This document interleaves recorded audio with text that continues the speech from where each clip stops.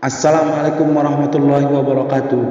Jangan lupa klik tombol subscribe dan aktifkan lonceng notifikasinya agar teman-teman tidak ketinggalan berita terupdate dari channel ini. Ingat, subscribe itu gratis.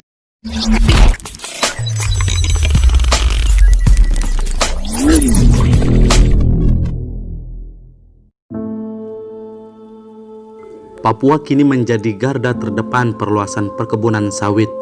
Sebuah investigasi visual yang dirilis pada Kamis 12 November menunjukkan perusahaan sawit raksasa asal Korea Selatan secara sengaja menggunakan api untuk membuka hutan demi ekspansi bisnisnya. Papua adalah rumah bagi hutan hujan terluas yang tersisa di Asia. Sebuah investigasi visual yang dirilis pada Kamis 12 November menunjukkan perusahaan raksasa asal Korea Selatan secara sengaja menggunakan api untuk membuka hutan Papua demi perluasan lahan sawit. Hutan menjadi bagian tak terpisahkan dari kehidupan masyarakat adat Papua secara turun-temurun. Namun kini menjadi garda terdepan perluasan bisnis perusahaan sawit. Suku Mandobo dan Malin yang tinggal di pedalaman Papua perlahan kehilangan hutan adat yang menjadi tempat mereka bernaung. Saya menangis, saya sedih kenapa saya punya hutan alam Papua yang begini indah, yang tete nenek moyang wariskan untuk kami anak cucu. Kami jaga hutan ini dengan baik, tutur Elizabeth, perempuan suku Malin yang hutan adatnya di pedalaman Merauke kini telah menjadi perkebunan kelapa sawit. Kami tidak pernah bongkar hutan, tapi orang dari luar bongkar itu. Buat saya itu luka, ujarnya.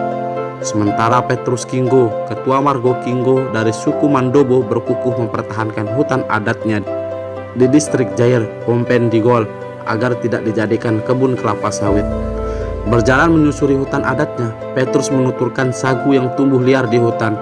Makanan pokok masyarakat adat Papua kini lambat laun tergusur oleh kebun kelapa sawit. Jadi saya ambil ikan, daging, burung, sagu gratis. Saya datang, pasti dengan istri anak tersenyum. Senang-senang kita makan, tidak ada yang keberatan karena ini di atas tanah adat saya sendiri, kata Petrus sambil menunjukkan kebun sagu di hutan adatnya. Hutan Papua, tempat Petrus tinggal, merupakan salah satu hutan hujan yang tersisa di dunia dengan keanekaragaman hayati tinggi. Lebih dari 60% keragaman hayati Indonesia ada di Papua.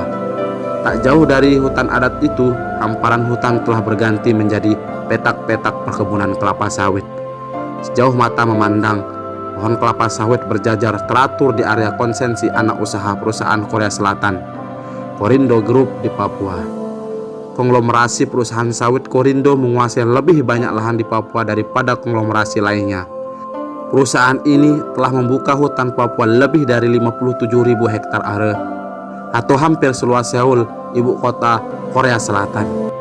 Investigasi yang dilakukan oleh Forensik Arsitektur dan Greenpeace Indonesia yang diterbitkan pada Kamis 12 November bersama dengan BBC menemukan bukti bahwa Korindo telah melakukan pembakaran hutan untuk membuka perkebunan kelapa sawitnya. Investigasi menemukan bukti kebakaran di salah satu konsesi Korindo selama bertahun dengan pola pembakaran yang disengaja secara konsisten.